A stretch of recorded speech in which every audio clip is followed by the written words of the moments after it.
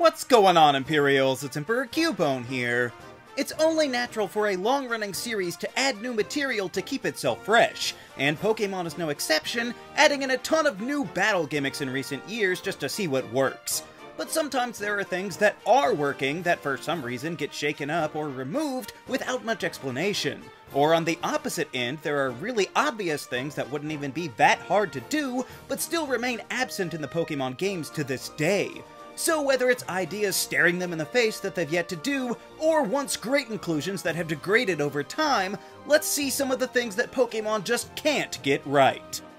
Number 6. Evil Teams.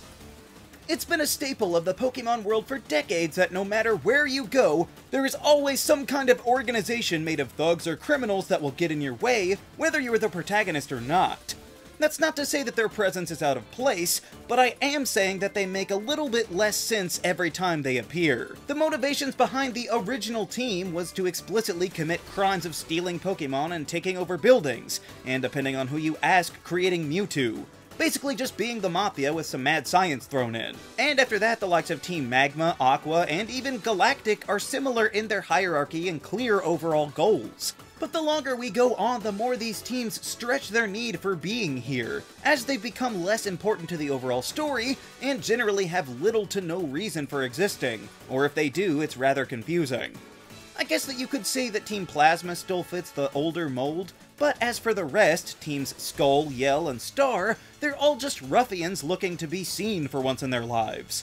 I'm not even complaining that they're not actually evil, but why are we supposed to pretend that they're equally worth our intervention as the people who actively want to destroy the world? I get that it's a lot easier to have reusable assets to throw at the player to create constant roadblocks, but their reason for forming a team at all is just to hang out with other people, so couldn't they have just done that by being regular trainers?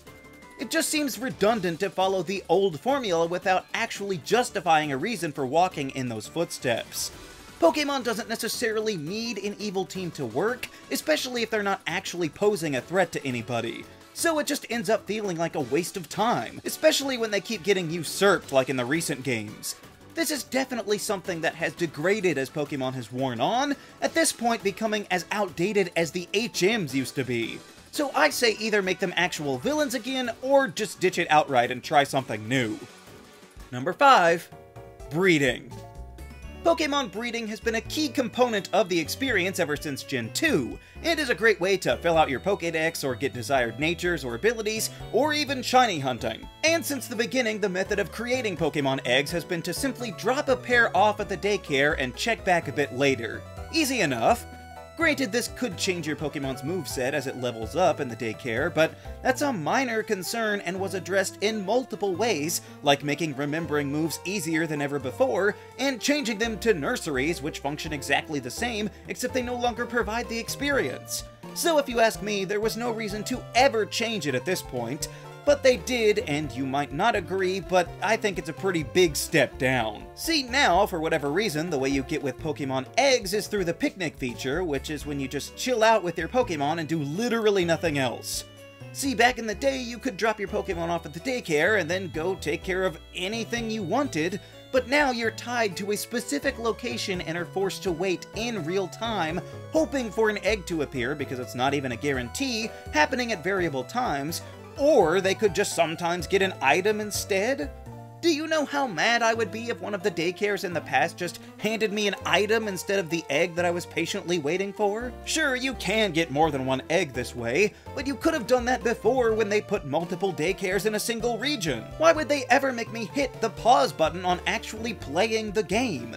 It's not like I have anything better to do, like exploring the huge open world you made or anything. I just really hope they change it back as soon as possible. Number 4. Other occupations. So, in the Pokémon games, time and again, we embark on journeys to become a Pokémon Master, mostly involving us beating the gyms and becoming a champion, and that is all good fun, but there's got to be more to this world.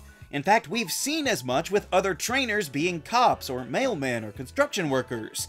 I'm not saying that they should have a Pokemon game where you just do mundane everyday tasks, but having more than one career path in the Pokemon world would be a welcome change. I mean, it's not like we haven't seen numerous gym leaders have other jobs outside of their official league capacities, so what would be the harm in letting us have the shot at the same thing? Again, I'm not saying that we need to install a cooking simulator into the games or anything.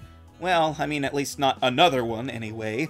But there are plenty of other Pokemon-related fields that we could explore as players. We could follow a path apprenticing under a Pokemon professor, kind of like what they did in Galar with Hop, except it would be our intention from the start. Not needing to battle the gyms at all, but instead just dutifully filling out the Pokédex. Kind of like we did in the Hisui region, actually, and it also kind of sounds like Trevor from Kalos. Or we could have an actual path like coordinators for contests and have clearing those open up obstacles for surfing or flying like the gym badges used to do. I'm not saying that they need to completely throw out the old standard formula, but basically imagine instead of requiring all 3 paths to complete the story of Gen 9, you could have chosen to do just one of them, where you're studying the science of Pokemon or winning a showcase contest. It would just improve the replay factor of the games immensely, while also opening up the world to be more immersive than just battling all the time. Number 3. Experience. There are some potential issues with experience in the past, like Johto just not giving you enough after a certain point, but really the problem arose in Gen 6 with the revamped EXP share. Well, kind of.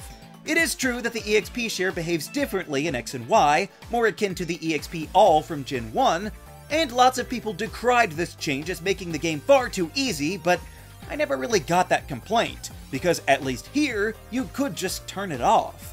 The real problem comes in Gen 7, when there is no item and the equal spread of experience is mandatory at all times. I'm not usually one to say things ruin the games, but this is pretty close to having one of the single biggest negative effects that we have seen in the series.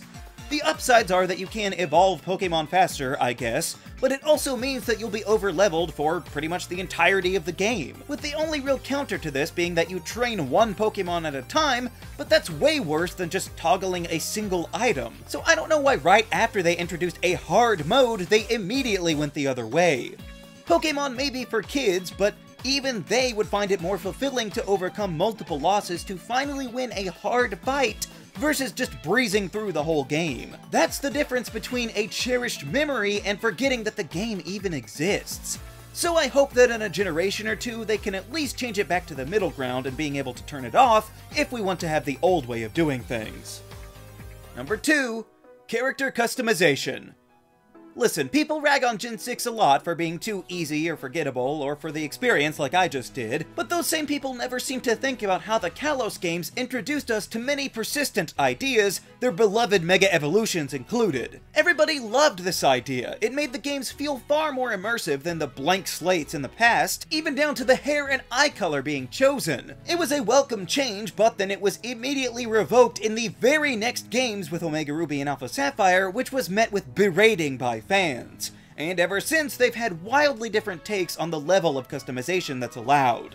The Alola games did have a fair amount, the Let's Go games even allowed you to customize your partner Pokemon, but then Brilliant Diamond and Shining Pearl pulled way back on the amount of possibilities compared to, say, the Galar games as well. And then of course Legends Arceus had a good amount of amusing antique clothing options, but then the newest, most advanced Pokemon games to date had all of 4 outfits? Oh sure, there are dozens of hats or backpacks from which to choose, but the base is the same for all of them. And well, except for the other 4 outfits that you could pay for, yippee. So, I don't know what they're doing here, but they seem to go really hard back and forth on whether you can have extensive custom options or not. And it's pretty exhausting that they can't get something as simple as this right, when the Pokemon fighters in Smash have more clothing options than we do as the protagonists sometimes. So basically, just don't be surprised if the Unova remakes have none of it for some reason. Number 1. Early Ice types. This may not be the most egregious thing in the Pokemon series, but as far as something that has never been done right over the many decades of these games, I think it's fair to say that the Ice type has been discernibly neglected. I mean, arguably some other types could be like Ghost. However, Ice in particular, apart from having some of the worst matchups imaginable, seriously, why doesn't it at least resist flying? As it stands, the Ice type seems exclusively relegated to the late game when everything else on the type chart can be found well before that. I understand not wanting an Ice-type gym early on, since 2 types would resist it and a 3rd would be weak to it, so that would be unbalanced. But that doesn't mean that they couldn't be found in the wild at some point. Sure, an Ice-type would beat early-game Grass and Flying types, but it would also be weak to early-game Rock and Fighting types, which are also quite common. But no, somehow we have to lock the Ice types behind the 6th or 7th gym in every region for some unknown reason. Okay, technically we had this one time in Alola where if you found the small crevice to the seaward cave, which you may not because the story aims you away from exploring the meadow, or found one specific patch of grass, you could find some actual Ice types. And this being on the first island is still the early game, well before the second trial.